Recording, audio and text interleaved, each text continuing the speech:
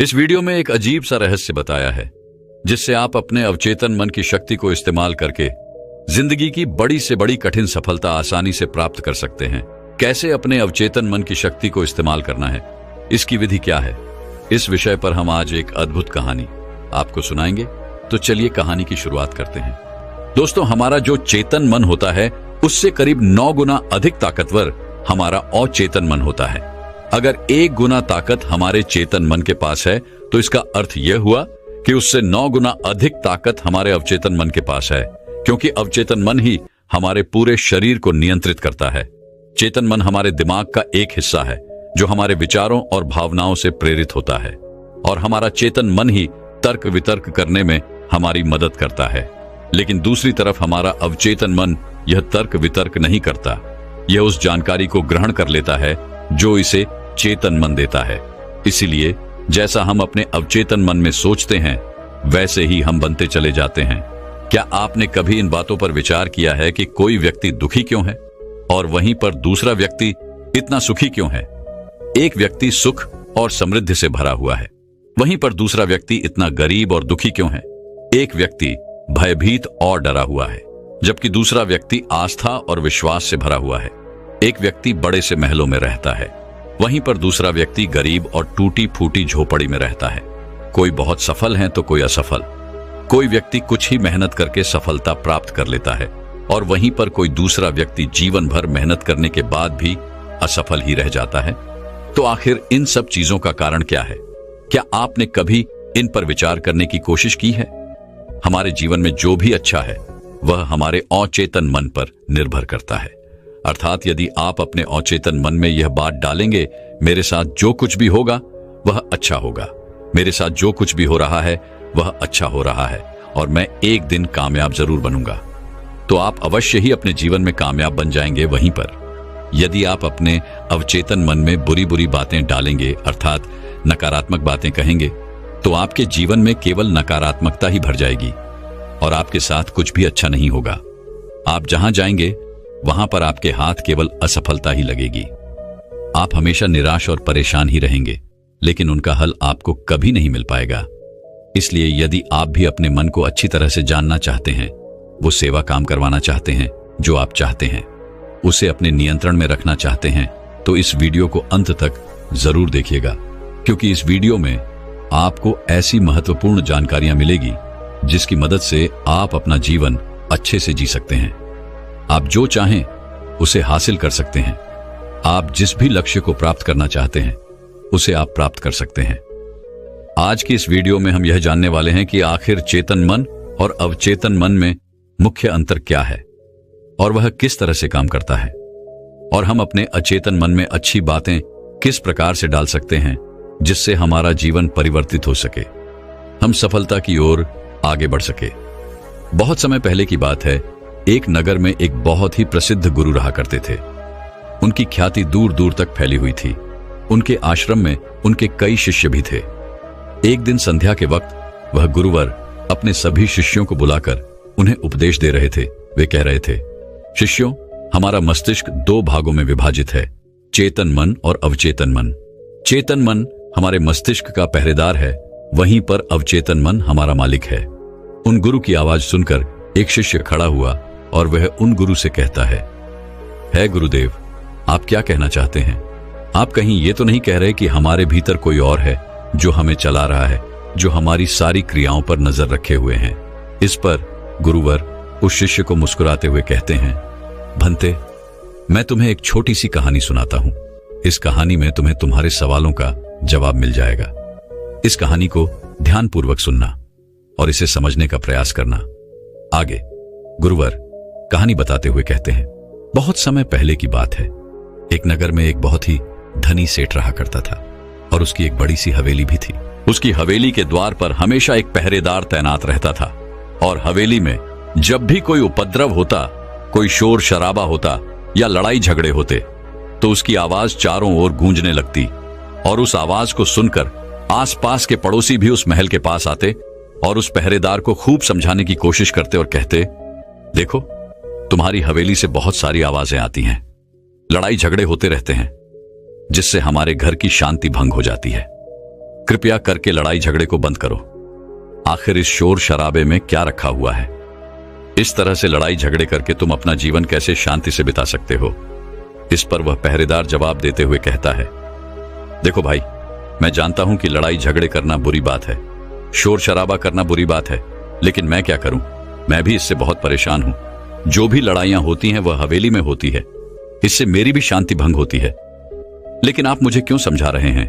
इसका कारण मैं तो नहीं, इसका कारण तो मेरा मालिक है। आप उसे जाकर समझाइए। यह बात सुनकर पड़ोसी भी यह बात समझ जाता कि बात तो सही है। आखिर इसमें इस पहरेदार की क्या गलती है? यह तो केवल अपना काम कर रहा है। गलती तो मालिक ही है।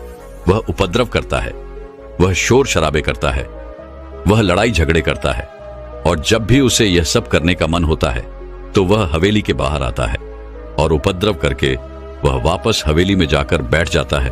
और जिन लोगों को भी उस हवेली के मालिक से तकलीफ होती, जिनकी भी शांति भंग होती, वे सभी आकर उस पहरेदार को ही समझाने का प्रयास करते। वह उसे खूब समझाते, लेकिन क्या इससे यह समस्या सुलझेगी? इस प्रश्न के साथ गुरुवर अपने शिष्य से कहते हैं, तुम ही बताओ इसका क्या समाधान है? इस पर वे शिष्य गुरु के इस प्रश्न का जवाब देते हुए कहता है गुरुवर, जिन्हें भी उन हवेली के मालिक से तकलीफ है जो शोर शराबे करता है, लड़ाई झगड़े करता है और लोगों की शांति भंग कर देता है, उन सभी को उनसे बात करनी चाहिए, तभी तो इसका समाधान निकलेगा। भला पहरेदार की इसमें क्या गलती है? वह तो केवल अपना काम कर रहा है और वह उससे ज्यादा कर भी क्या सकता है? उसके हाथों में तो और कुछ भी नहीं। इस पर वह गुरुवर मुस्कुराते हुए अपने उस शिष्य से कहते हैं, भंते, ठीक इसी तरह से हमारा मन भी होता है। हमारा चेतन मन मनुष्य का पहरेदार होता है, और पहरेदार को यह अच्छी तरह से पता है कि क्रोध करना बुरी बात है, बुरे शब्दों का इस्तेमाल करना बुरी बात है, अश्लील ख्यालों में खोए रहना बुरी बात है। अर्थात हमारे चेतन मन को यह बात बहुत अच्छी तरह से पता है कि गुस्सा करना, आलस करना, काम वासना जैसे विचार गलत है। ये सभी विकार हमारे भीतर नकारात्मक विचार उत्पन्न करते हैं, जिससे हमारा विनाश होता है। लेकिन वह कर भी क्या सकता है?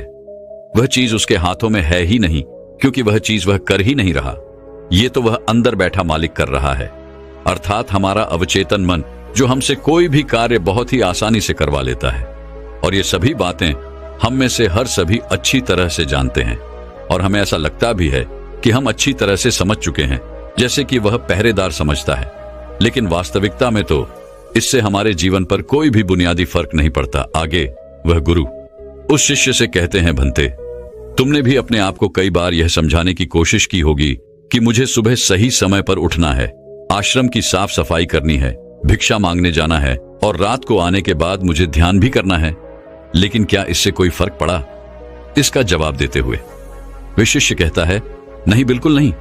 मैंने कई बार अपने आप को समझाया है कि मुझे इस समय पर यह काम करना है, मुझे अपना समय व्यर्थ नहीं करना, मुझे अपने समय का इस्तेमाल करना है और मुझे आगे बढ़ना है। लेकिन मैं चाहकर भी उन सभी कार्यों को समय पर नहीं कर पाता। इस पर वह गुरुवर अपने उस शिष्य से कहते हैं, भंते, जब भी हम अपने आप को कुछ समझाने का प्रयास करते हैं तो हमें ऐसा लगता है कि अब हम समझ चुके हैं और अब हमसे कोई गलती नहीं होने वाली, और हम सोचते हैं कि अब हमारा जीवन बदल जाएगा, हम जो भी करेंगे अब वो सही होगा, अब तो हम जीवन में सफलता प्राप्त कर ही लेंगे। लेकिन दूसरे ही पल हम ये पाते हैं कि हमारे जीवन में कोई बुनियादी बदलाव आया ही नहीं, और ऐसा केवल हमारी नासमझी के कारण होता है। हम अपनी नासमझी के कारण अवचेतन मन की जगह पर अपने चेतन मन को समझाने का प्रयास करते हैं, अर्थात मालिक को छोड़कर हम पहरेदार से बात करते रहते हैं और उसे समझाने की कोशिश करते हैं। लेकिन तुम यह भूल जाते हो कि आखिर वह पहरेदार कर भी क्या सकता है? वह सब उसके हाथों में है ही नहीं। हमें तो अपने अवचेतन मन को समझाने की आवश्यकता है। हमारी बुद्धि, अर्थात वह पहरेदार जो यह समझ जाता है कि क्या सही है और क्या गलत, उसे कब क्या करना है, क्या नहीं करना। लेकिन ये सारी बातें केवल हमारे पहरेदार अर्थात हमारे चेतन मन के सीमित रह जाती हैं। ये सारी बातें हवेली के उस मालिक अर्थात हमारे अवचेतन मन तक तो पहुंच ही नहीं पाती, और यही कारण है कि हमारे जीवन में कभी कोई बुनियादी बदलाव हो ही नहीं पाता। ठीक उसी प्रकार जैसे कि यदि आपसे कोई कहता है कि पौधे में पानी डालोगे तो वह पौधा एक दिन बड़ा होगा, और फिर उसमें फल आएंगे, फल लगेंगे, और आप उस बात को मान लेते हैं और उस पौधे में पानी भी डालते हैं। लेकिन आप पौधे की पत्तियों पर पानी डालते हैं और सोचते हैं कि इसमें फल फूल आएंगे। लेकिन जरा एक बार के लिए यह सोचिए, अगर पत्तियों में पानी डालोगे तो उसमें फूल और फल कैसे आएंगे? हमें तो उस पौधे की जड़ में पानी डालने की आवश्यकता है, लेकिन हम में से अधिकांश लोग केवल पत्तियों पर ही पानी छिड़क कर अपने आप को बहुत भाग्यशाली समझने लगते हैं। लेकिन वे यह भूल जाते हैं कि जो पानी वह पत्तियों पर छिड़क रहे हैं, वह पानी पेड़ की गहराइयों में तो जा ही नहीं पा रहा। तो ऐसे में उस पौधे पर फल और फूल कैसे लगेंगी? ठीक इसी प्रकार हम भी अपने मन के साथ ऐसा ही करते हैं, और यही कारण है कि हम अपने जीवन में जो भी चाहते हैं वह हमें नहीं मिल पाता। हम अपने जीवन में फल और फूल चाहते हैं, लेकिन वह हमें नहीं मिल पाता। इस पर शिष्य उन गुरुवर से कहता है गुरुवर, तो फिर हमें क्या करना चाहिए? क्या ऐसा कोई उपाय है जिससे हम अपने चेतन मन की सारी बातें अपने अवचेतन मन तक पहुंचा सकें? ऐसी कोई प्रक्रिया है जिसमें हम अपने संदेश को अपने अवचेतन मन तक पहुंचा सके? इस पर वह गुरुवर शिष्य से कहते हैं, भंते, यदि तुमने अपने संदेश को अवचेतन मन तक पहुंचा दिया, तब तुम जो चाहोगे वो इच्छा प्राप्त कर सकते हो। तुम जैसा चाहो उस लक्ष्य को प्राप्त कर सकते हो, क्योंकि हमारा अवचेतन मन हमारे चेतन मन से 9 गुना अधिक शक्तिशाली होता है। आपने कभी ना कभी यह देखा ही होगा कि एक मनोवैज्ञानिक जब किसी के मन के गुप्त राज को जानने की कोशिश करता है, तब वह मनोवैज्ञानिक जब उसके मन की बात को बाहर निकलवाना चाहता है, उसके अतीत में जो भी घटना घटी है उसमें साफ साफ रूप से प्रवेश करना चाहता है, तो इसके लिए वह हिप्नोटिज्म का उपयोग करते हैं। और आप में से अधिकांश लोगों ने इस प्रक्रिया को देखा ही होगा।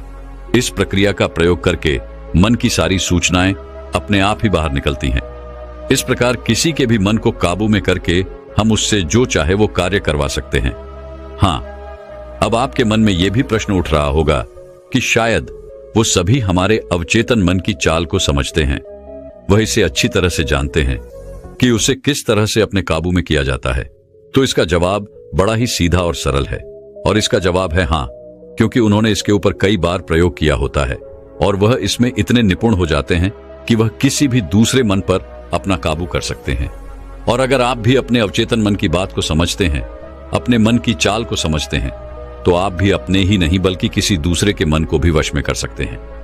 आगे गुरुवर अपने उस शिष्य से कहते हैं, भंते, अपने अचेतन मन तक संदेश पहुंचाने के लिए आपको अपने चेतन मन को शांत करना होगा, उसे सुलाना होगा। और ऐसा इसलिए क्योंकि हमारा चेतन मन तर्क वितर्क करने में माहिर है। वो एक पहरेदार है, वो हमारी रक्षा के लिए हमेशा तैनात रहता है। इसलिए जब भी तुम अपना कोई संदेश उस चेतन मन तक पहुंचाने की कोशिश करोगे, तो वह तुमसे तर्क वितर्क जरूर करेगा और हमें अपनी बात अपने मालिक तक पहुंचाने की हमें इजाजत तक नहीं देगा। जब तक कि हम अपनी बात अपने चेतन मन को अच्छी तरह से समझा नहीं देते या उसे शांत नहीं कर देते, तब तक वह हमें उस हवेली में घुसने नहीं देगा, क्योंकि हमारी सामान्य बुद्धि अर्थात हमारा चेतन मन तर्क वितर्क करने में माहिर होता है। और यही कारण है कि हम में से अधिकांश लोग अपने अचेतन मन तक एक साफ और स्पष्ट संदेश पहुंचा ही नहीं पाते, और इसी कारण हम अपने अचेतन मन को भी अच्छी तरह से समझ नहीं पाते। और हमारा अचेतन मन तर्क वितर्क नहीं करता, उसे तो केवल साफ और स्पष्ट संदेश चाहिए जिस पर वह कार्य कर सके।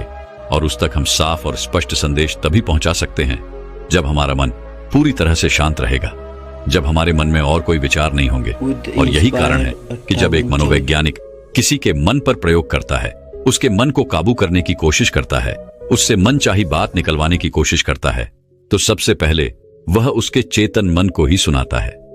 आपने कहीं ना कहीं यह तो देखा ही होगा कि उनके सामने एक पेंडुलम जैसी चीज उनकी आंखों के सामने रख दी जाती है और उसे घुमाया जाता है, जिसे लगातार देखने के बाद वो व्यक्ति पूरी तरह से निद्रा में चला जाता है।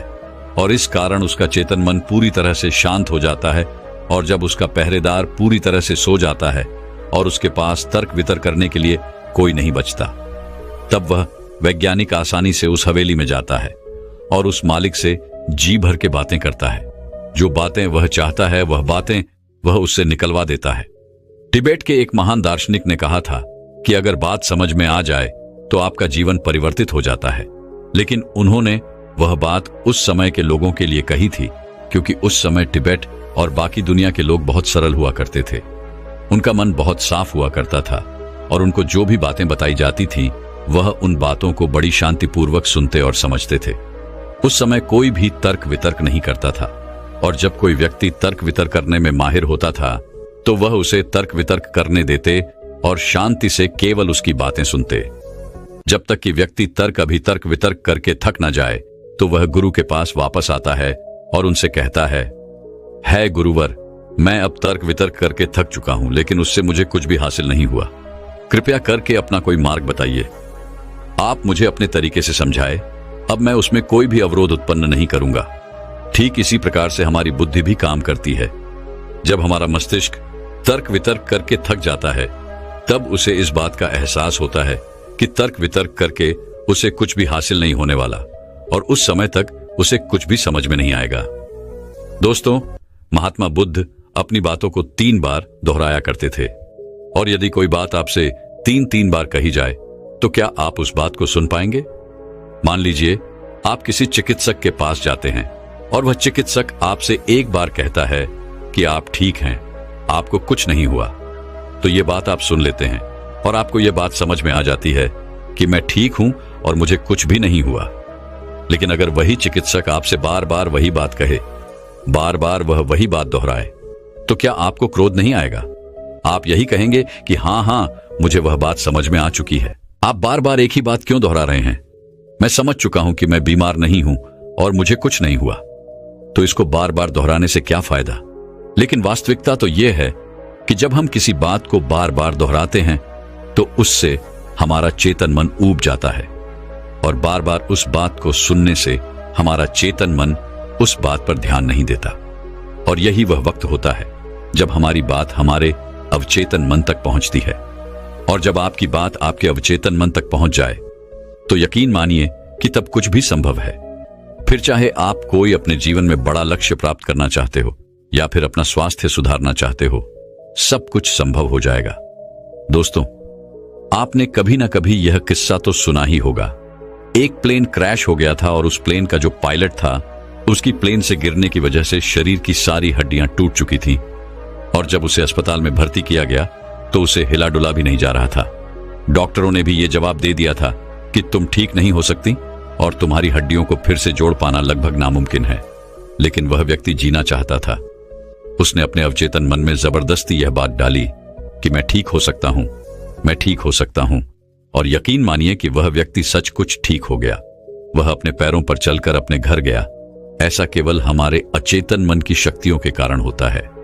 जब हम कुछ ठान लेते हैं और अपने अचेतन मन को एक स्पष्ट और साफ संदेश देते हैं तो हमारा अचेतन मन हमसे कुछ ऐसे कार्य करवाने लगता है कि हमारे लिए सब कुछ मुमकिन हो जाता है। फिर चाहे वह जीवन में कोई बड़ा से बड़ा लक्ष्य प्राप्त करना हो या फिर अपने स्वास्थ्य को सुधारना हो। और पुराने जमाने में यह बहुत सरल हुआ करता था, क्योंकि उस समय लोग तर्क वितर्क नहीं किया करते थे, और जो भी उसे कहा जाता था वह उसे बहुत गहन ध्यान के साथ सुनते थे और समझते थे। लेकिन आजकल के तथाकथित बुद्धिमान लोग वे सभी इन सभी बातों को अंधविश्वास कहते हैं। लेकिन यह भी एक वास्तविकता है कि जैसा आप खुद से कहते हैं वैसा ही आप अंदर से बनते चले जाते हैं। आप अंदर से उतने ही अशांत होने लगते हैं, और जो व्यक्ति अपने मन की बकबक को शांत कर पाता है वही शांति को प्राप्त कर पाता है। हमारी जो बुद्धिमानी है वही हमारे अचेतन मन का एक रूप होती है। हमारा चेतन मन हमें कोई भी नई चीज सीखने में हमारी मदद करता है। जैसे यदि आप कोई नई भाषा सीखना चाहते हैं या फिर आप कोई नई टेक्निक सीखना चाहते हैं तो इसमें हमारा चेतन मन हमारी बहुत मदद करता है। लेकिन जब बात आती है भावनाओं की, अर्थात क्रोध, कामना, आलस इत्यादि, जो कि हमारे अचेतन मन का हिस्सा होते हैं, उन्हें हमें सीखना नहीं पड़ता, वह तो हमारे अंदर पहले से ही मौजूद है। क्या आपने कभी एक पल के लिए यह सोचा है कि क्या आपने कभी क्रोध सीखा है? क्या आपने कभी काम वासना सीखी है? क्या आपने कभी आलस सीखा है? यदि आपको बचपन से ही किसी ऐसी जगह पर रखा जाए जहां पर कोई भी व्यक्ति ना हो, कोई भी इंसान ना हो, तब भी आपके भीतर ये सारे गुण आ ही जाएंगे, क्योंकि इसमें तो सिर्फ और सिर्फ हमारे अचेतन मन का ही काम है। यानी कि वह चीजें जो प्रकृति ने हमें पहले से ही दी है, और वह सिर्फ हमारे अवचेतन मन के माध्यम से ही भरी जाती है, क्योंकि हमारा अचेतन मन कभी विरोध नहीं करता। क्या आपने कभी इस बात पर भी गौर किया है कि जो इस दुनिया में बाहरी चीजें हैं उसे आप सीख सकते हैं, लेकिन जहां बात आती है हमारे भीतर की, अर्थात ग्रोथ को ना करने वाली सीख की, तो आप उस सीख को नहीं सीख पाते। मान लो अगर आपको घड़ी सीखना है तो उसके बारे में हमारे अचेतन मन को कुछ नहीं पता होता, लेकिन वहीं पर यदि कोई आपसे यह कहे कि 5 और 5 10 होते हैं, तो यह बात आपके अचेतन मन को अच्छी तरह से समझ में आ जाती है, क्योंकि आपका अचेतन मन विरोध नहीं करता और उसे एक साफ और स्पष्ट संदेश भी मिल रहा है। इसलिए हमें अपने अवचेतन मन तक साफ और स्पष्ट संदेश भेजने की आवश्यकता होती है, और यह तभी संभव है जब हमारा चेतन मन इसके आड़े ना आए। तभी वह शिष्य उन गुरुवर से कहता है गुरुवर, आखिर हम अपने अवचेतन मन को साफ और स्पष्ट संदेश क्यों नहीं भेज पाते? आखिर इसका क्या कारण है?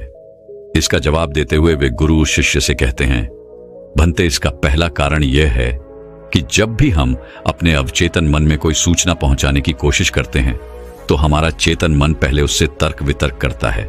वह यह सोचता है कि इस जानकारी से हमें लाभ होगा या हानि, और जब तक हम अपनी सूचना को सही और साफ स्वस्थ तौर पर अपने अवचेतन मन तक नहीं पहुंचा पाते, तब तक वो हमारे लिए काम नहीं कर सकती है। मान लीजिए कि आप ईश्वर के सामने हाथ जोड़कर खड़े हैं और उनसे प्रार्थना कर रहे हैं कि है ईश्वर, मुझे एक अच्छी नौकरी मिल जाए, मैं अच्छी तरह से कामयाब हो जाऊं। इस दौरान हमारा चेतन मन यह सोचता है कि आखिर मुझे नौकरी मिल जाएगी और मैं कामयाब हो जाऊंगा, तो उसके बाद मैं क्या करूंगा? मैं ऐसा घर खरीदूंगा, ऐसी गाड़ी खरीदूंगा, अपने परिवार के लिए यह करूंगा, वो करूंगा, अपना खुद का व्यापार शुरू करूंगा। ऐसे कई प्रकार के विचार हमारे चेतन मन में उठने लगते हैं, और इसी कारण हम अपने औचित्य मन तक साफ और स्पष्ट संदेश भेज नहीं पाते। और इसीलिए कहा जाता है कि ध्यान हमारे मन को शांत कर देता है, और शांतपन में जो भी बातें डाली जाती हैं वो सीधे हमारे अवचेतन मन तक पहुंचती हैं, जिससे हम सब कुछ हासिल कर सकते हैं। जो भी अपने जीवन में हासिल करना चाहते हैं वह सब कुछ हमें बहुत आसानी से मिल जाता है। यदि आप भी अपने जीवन में बुनियादी रूप से परिवर्तन चाहते हैं, जीवन में कुछ बदलाव चाहते हैं और अपने जीवन में किसी लक्ष्य को प्राप्त करना चाहते हैं, तो आपको अपने अवचेतन मन तक साफ और स्पष्ट संदेश भेजना ही होगा। अपने अवचेतन मन को अपने वश में करना ही होगा, और अपने अवचेतन मन को वश में करने के लिए आप यह एक तरीका अपना सकते हैं।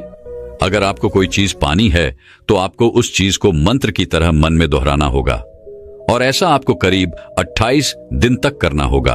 और यदि इस दौरान आपसे कोई यह कहे कि इससे कोई फर्क नहीं पड़ने वाला, यह सब बेकार की बातें हैं, तो उनकी बातों पर यकीन मत कीजिएगा, क्योंकि यदि आप कोई बात मंत्र की तरह दोहराते हैं तो वह मंत्र अर्थात वो बातें हमारे अवचेतन मन तक पहुंच जाती हैं। और एक बार यदि आपकी बात आपके अवचेतन मन तक पहुंच गई तो हम दुनिया की कोई भी चीज पा सकते हैं। हम किसी भी बड़े से बड़े लक्ष्य को हासिल कर सकते हैं, और उसके लिए आपको बस इतना ही करना है। जब भी आप रात को सोने जाएं तो बिस्तर पर लेटने के बाद नींद आने से ठीक पहले आपको करीब 10 से 15 बार अपने मन में उस मंत्र को दोहराना है जो भी आप चाहते हैं, और ऐसा करते हुए आपको नींद में चले जाना है, क्योंकि हमारा अचेतन मन कभी नहीं सोता। वो 24 घंटे 365 दिन आपके लिए लगातार काम करता रहता है, जबकि रात को सोते समय हमारा चेतन मन पूरी तरह से शांत होता है और वह सो जाता है। और यही वह समय है जब हमारा अवचेतन मन पूरी तरह से जागृत होता है। यह सबसे ज्यादा शक्तिशाली होता है। रात को सोते वक्त जो भी बातें आप अपने मन में डालते हैं, आप वैसे ही बनते चले जाते हैं। कभी आपने इस बात पर गौर किया है कि जब भी आप रात को सोते वक्त कोई नकारात्मक बात या नकारात्मक जानकारी लेते हैं तो सुबह उठते ही आपको नकारात्मक विचार आते हैं, और वहीं पर यदि आप रात को सोते वक्त सकारात्मक जानकारी या सकारात्मक बातें करते हैं तो अगले दिन सुबह आप बहुत ज्यादा ताकतवर महसूस करते हैं। आपका दिन पहले से ज्यादा अच्छा लगने लगता है, आप अच्छा महसूस कर पाते हैं। इसलिए रात को सोते वक्त कभी भी अपने आप से नकारात्मक बातें ना करें। हो सके तो हमेशा अपने आप से सकारात्मक बातें करें, या फिर आप चाहें तो इस प्रयोग को भी अपना सकते हैं और अपने जीवन में जो कुछ भी चाहे आप उसे पा सकते हैं, क्योंकि एक बार यदि आपका लक्ष्य आपके अवचेतन मन तक पहुंच गया तो उसे पाना बहुत आसान हो जाएगा, फिर वह चाहे कितना भी बड़ा क्यों ना हो। वह चाहे कितना भी कठिन क्यों ना हो, आप उसे हासिल कर ही लेंगे, आप उसमें कामयाबी पा ही लेंगे। इतना कहकर वह गुरुवर शांत हो गए और वह शिष्य भी यह समझ चुका था कि आखिर हमारे चेतन मन और अवचेतन मन में क्या अंतर होता है और किस प्रकार हम अपने लक्ष्य को प्राप्त कर सकते हैं। तो दर्शकों, चलिए अब सफलता पाने के ऊपर अगली रोचक कहानी की शुरुआत करते हैं। दोस्तों, जब हम यह सोचते हैं कि जो हुआ वह अच्छा नहीं हुआ, ऐसा नहीं होना चाहिए था, यदि मैं कोई तरकीब या कोई उपाय अपना लेता तो ऐसा नहीं होता, यदि मैंने किसी से सलाह ही ले ली होती या फिर खुद की सूझबूझ का इस्तेमाल किया होता तो आज मुझे यह परेशानियां नहीं उठानी पड़ती, मैं आज इस तरह से तकलीफों में नहीं रहता। इस प्रकार हम खुद को कोसने लगते हैं, खुद को दुखी करने लगते हैं। मैं आपको बता दूं कि इस तरह का पश्चाताप करने से आपको कोई लाभ नहीं होने वाला। आप चाहे कितने भी हाथ पैर मार लें, चाहे आप लाखों कोशिशें कर लें, लेकिन आप अपने अतीत को बदल नहीं सकते, क्योंकि इस तरह के विचार केवल चिंता पैदा करते हैं। लेकिन यही चिंता अर्थात यही पश्चाताप हमारे लिए बहुत लाभदायक भी साबित हो सकता है। अब आप में से कई लोग यह सोच रहे होंगे कि भला जो बीत गया, यदि हम उस पर सोच विचार कर रहे हैं तो यह हमारे लिए कैसे लाभदायक हो सकता है। हम तो पहले ही मुसीबत में हैं, हम तो पहले से ही तकलीफ में हैं, तो ऐसे में यह हमारे लिए कैसे फायदेमंद हो सकता है। दोस्तों, अगर आप उन गलतियों से सीख लेकर खुद को बदलने का प्रयास करें तो आप अपना आने वाला भविष्य खुद ही बदल सकते हैं, उसे संभाल सकते हैं। अगर अतीत की गलतियों से सीख लेकर खुद को बदलने का प्रयास किया जाए तो सही मायने में वही पश्चाताप कम होता है। आज की जो बौद्ध कहानी मैं आपको सुनाने जा रहा हूं, इस कहानी के माध्यम से मैं आपको कुछ ऐसे तरीके बताने वाला हूं जिन तरीकों को अपनाकर आप अपने जीवन में इस प्रकार के पश्चाताप से बच सकते हैं। आप अपनी अतीत की गलतियों को भुलाकर आप अपने आप को वे एक नया इंसान बन सकते हैं।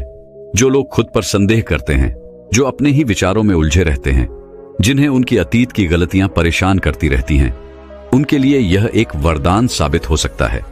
एक समय की बात है, एक नगर में एक युवक रहता था जो अपने कर्मों से बहुत परेशान था।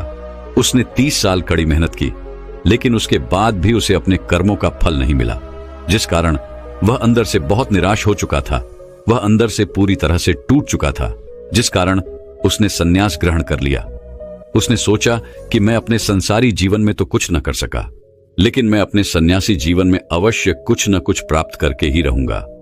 मैं सत्य की खोज किसी भी कीमत पर करके ही रहूंगा। देखते ही देखते करीब 5 वर्ष बीत गए, लेकिन अब तक उसका अपने मन पर कोई नियंत्रण नहीं था।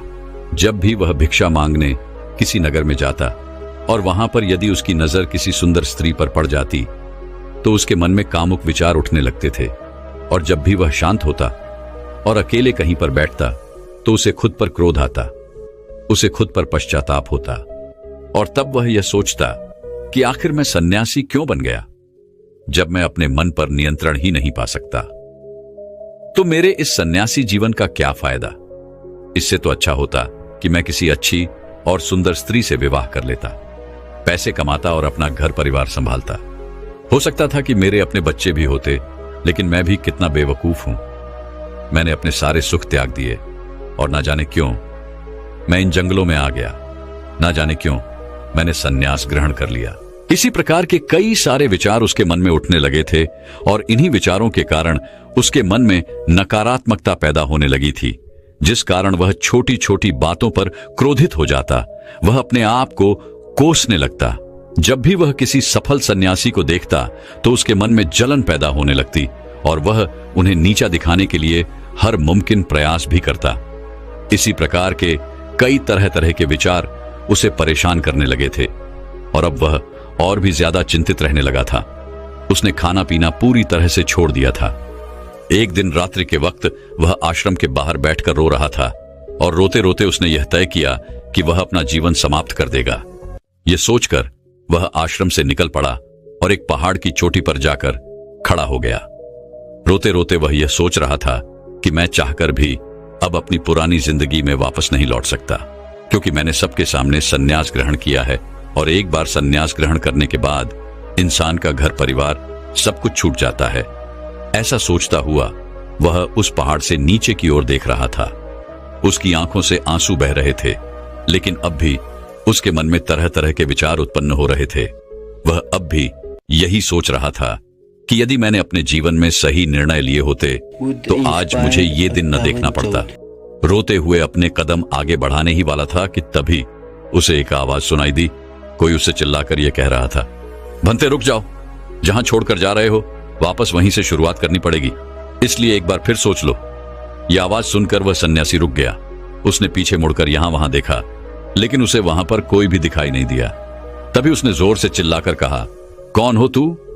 तभी उसकी नजर एक बूढ़े बौद्ध भिक्षु पर पड़ी और उन्हें देखकर वह सन्यासी और भी क्रोधित हो उठा और कहने लगा, कौन हो तुम और मुझे क्यों रोकना चाहते हो? तभी वह बूढ़ा बौद्ध भिक्षु उस सन्यासी से कहता है, भंते, मैं तो बस इतना ही कह रहा हूं, तुम जहां छोड़कर जा रहे हो तुम्हें वापस वहीं से शुरुआत करनी पड़ेगी, इसलिए निर्णय लेने से पहले एक बार फिर सोच लो, कहीं तुम फिर से गलत निर्णय तो नहीं ले रहे। तभी वह सन्यासी क्रोधित होकर उन बौद्ध भिक्षु से कहता है, आपको क्या लगता है कि मैं बार बार यही गलतियां दोहराऊंगा? मैं मानता हूं कि मैंने अनजाने में गलतियां की है और इसका मतलब यह नहीं कि बार बार मैं यही गलतियां दोहराते रहूंगा। मैंने अपनी गलतियों से बहुत बड़ी सीख ली है, लेकिन अब मैं उन गलतियों को ठीक नहीं कर सकता। अब मैं उन्हें बदल नहीं सकता, इसलिए मैंने बहुत सोच समझकर यह फैसला लिया है। उस सन्यासी की यह बात सुनकर वह बूढ़ा बौद्ध भिक्षु जोर जोर से हंसने लगा और उस सन्यासी से कहता है, भंते, अतीत की गलतियां कोई नहीं सुधार सकता, क्योंकि बीता हुआ समय कभी लौटकर नहीं आने वाला। हाँ, वे लोग मूर्ख होते हैं जो यह कहते हैं कि वे लोग अतीत को बदल सकते हैं। उनसे बड़ा अज्ञानी इस दुनिया में दूसरा और कोई नहीं हो सकता, क्योंकि जब तुम समय को वापस नहीं मोड़ सकते तो तुम अपनी अतीत की गलतियों को भला कैसे बदल सकते हो? लेकिन जो लोग समझदार हैं, जो लोग ज्ञानी हैं, वे लोग यह बात बहुत अच्छी तरह से जानते हैं कि जीवन में गलतियां करना कितना जरूरी होता है। गलतियों के कारण ही तो हम सीख पाते हैं, अपनी गलतियों से समझ पाते हैं और अपने भविष्य को बेहतर बना पाते हैं। आगे वह बूढ़ा बौद्ध भिक्षु उस सन्यासी से कहता है, भंते, जब तक तुम्हें खुद की कमियों का ही पता नहीं होगा तब तक तुम अपने आप को बेहतर कैसे बना सकते हो? और हमारी कमियां तो सिर्फ हमारी गलतियों से ही पता चलती हैं। आगे वह बूढ़ा बहुत भिक्षु उस सन्यासी से कहता है, बहती है, हर माता पिता अपने बच्चों को बड़े ही लाड़ प्यार से पालते हैं। वह उन पर कभी कोई आंच नहीं आने देना चाहते। वह यह नहीं चाहते कि उनका बेटा कभी कोई गलतियां करे और उसे कोई तकलीफ हो, लेकिन वह यह भूल जाते हैं कि जीवन एक युद्ध का मैदान है जहां हम खुद अपनी गलतियों से सीखते हैं और एक योद्धा बनते हैं। और जो यह सोचता है कि वह अपने जीवन में कभी कोई गलती ही नहीं करेगा, तो इसका अर्थ यह हुआ कि वह कभी भी जीवन के इस रण क्षेत्र में हिस्सा ही नहीं लेना चाहता। और जो कोई भी इस युद्ध में हिस्सा नहीं लेता, वह अपने जीवन में कभी कुछ नया नहीं कर पाता, ना ही वह अपने जीवन में कुछ सीख पाता है। वह तो केवल वही करता है जो उसे सिखाया गया है। और जो व्यक्ति इस युद्ध भूमि में हिस्सा लेता है, वह यह अच्छी तरह से जानता है कि उसे कई बार गिरना होगा, कई बार संभलना होगा, लेकिन उसे रुकना नहीं है, बल्कि उसे चलते रहना है, क्योंकि जीवन चलते रहने का नाम है। इस पर वह सन्यासी और भी क्रोधित हो उठता है और बौद्ध भिक्षु से कहता है, आखिर तुम कहना क्या चाहते हो? तुम इस तरह से मेरा समय व्यर्थ कर रहे हो। जो भी कहना है जल्दी कहो, अन्यथा अच्छा नहीं होगा। तभी वह बूढ़ा बौद्ध भिक्षु एक बार फिर मुस्कुराने लगा और उस सन्यासी से कहता है, भंते, आज मैं तुम्हें जीवन के ऐसे 5 तरीके बताने वाला हूं जिनका पालन करके तुम अपने अतीत की गलतियों को अपनी ताकत में बदल सकते हो। आगे वह बौद्ध भिक्षु उस सन्यासी से पूछते हैं, भंते, क्या तुम जानना चाहोगे कि वो 5 तरीके कौन से हैं? यदि तुम जानना चाहते हो तो इसके लिए तुम्हें भी मुझे एक वचन देना होगा। तभी वह सन्यासी कहता है, कैसा वचन?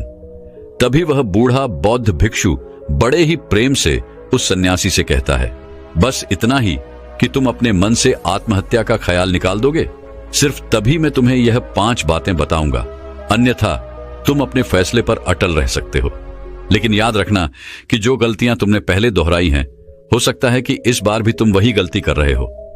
इतना कहकर वह बूढ़ा बौद्ध भिक्षु शांत हो गया और वह सन्यासी कुछ देर के लिए सोच विचार में पड़ गया। वह यह नहीं समझ रहा था कि वह क्या करे। यदि वह आत्महत्या करता है तो उसे वह 5 बातें नहीं पता चल पाएंगी, और यदि वह 5 बातें जानने के लिए जाता है तो उसे आत्महत्या का ख्याल मन से निकालना पड़ेगा। वह सन्यासी असमंजस में पड़ गया, लेकिन काफी देर सोच विचार करने के बाद आखिरकार उसने उस बूढ़े बौद्ध भिक्षु की बात मान ली और वह उन बूढ़े बौद्ध भिक्षु के पास पहुंचा और कहने लगा, कहिए, आप क्या कहना चाहते हैं?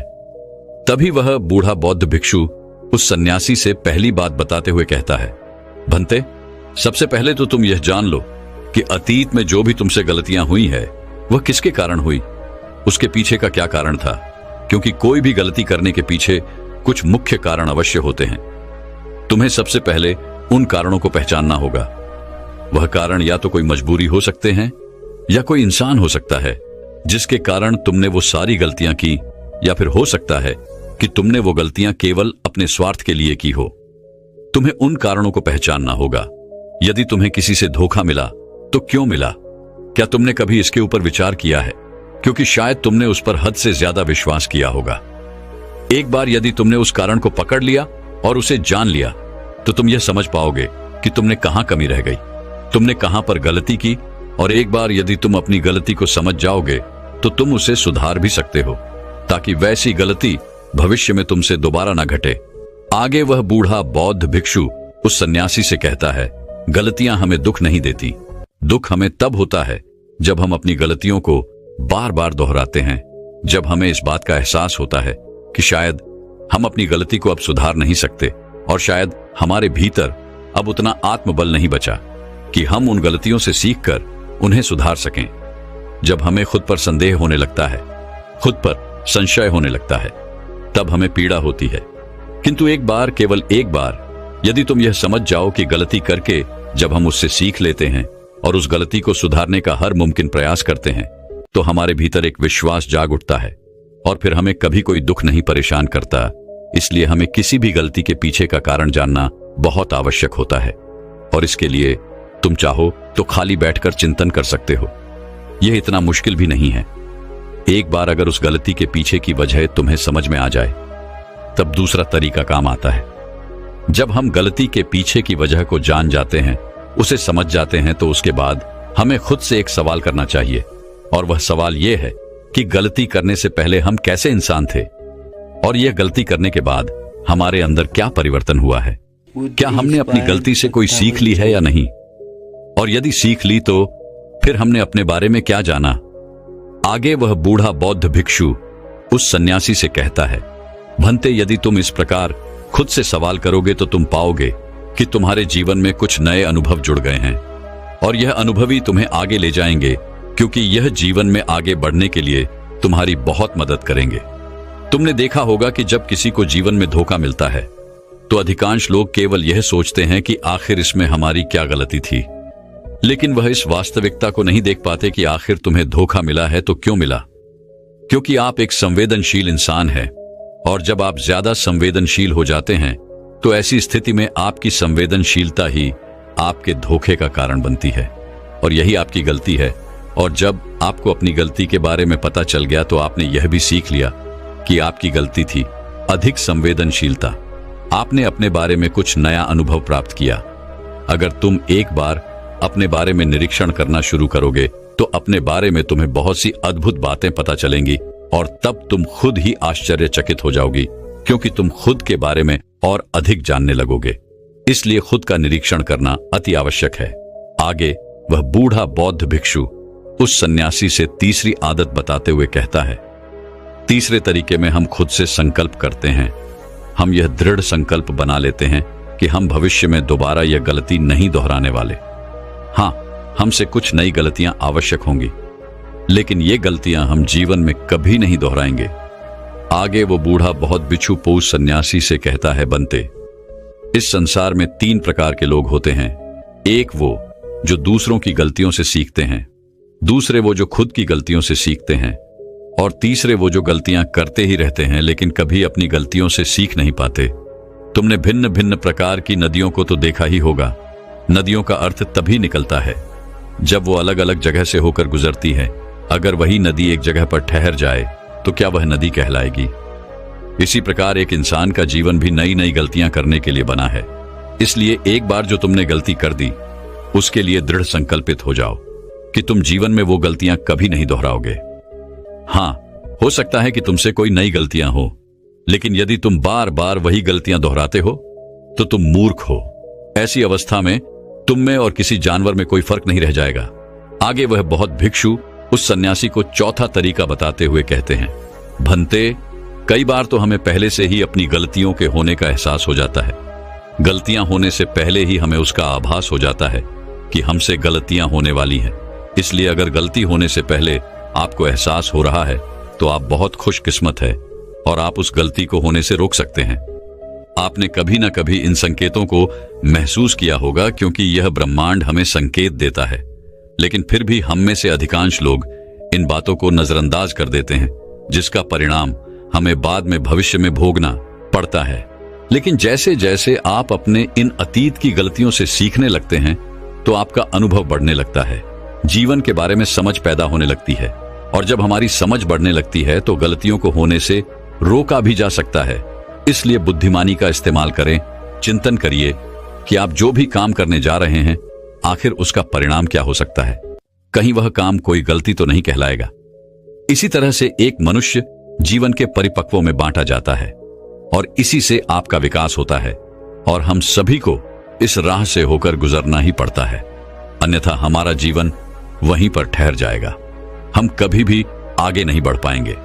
यदि आप अपने जीवन में आगे बढ़ना चाहते हैं, किस लक्ष्य को प्राप्त करना चाहते हैं, तो आपको इस कार्य प्रणाली को अपनाना ही होगा, इसे समझना ही होगा। आगे वह बूढ़ा बौद्ध भिक्षु उस सन्यासी को आखिरी आदत बताते हुए कहते हैं, भंते, आखिरी और सबसे महत्वपूर्ण सीख, अगर तुम अपने अनुभव से एक इंसान बन चुके हो तो अब तुम दूसरों के लिए मार्गदर्शन का काम कर सकते हो। तुम दूसरों की राह में दीपक बनकर उन्हें रोशनी दिखा सकते हो, उन्हें उनकी राह पर आगे बढ़ा सकते हो, क्योंकि हम वैसे ही बन जाते हैं जैसा कि हम सोचते हैं। और जब आप खुद को बेहतर बनाने का प्रयास करेंगे तो आप देखते ही देखते बेहतर बनते चले जाएंगे, और ये प्रकृति भी आपका साथ देगी, आपकी सहायता करेगी। ब्रह्मांड आपको खुद ब खुद रास्ता दिखाएगा, और तब आप मानव जाति का कल्याण करने के कार्य में लग जाते हैं। तब वह शास्त्रों में सबसे सर्वश्रेष्ठ कार्य माना जाता है। इससे श्रेष्ठ कार्य तो और कोई हो ही नहीं सकता। जो व्यक्ति समस्त जीव जंतुओं और मानव जाति के कल्याण के बारे में सोचता है, ऐसे लोग परमात्मा हो जाते हैं। ऐसे व्यक्तियों के मन में प्रेम, करुणा, दया जैसे अनेक भाव उत्पन्न होने लगते हैं, और परमात्मा करुणा और प्रेम का ही दूसरा नाम है।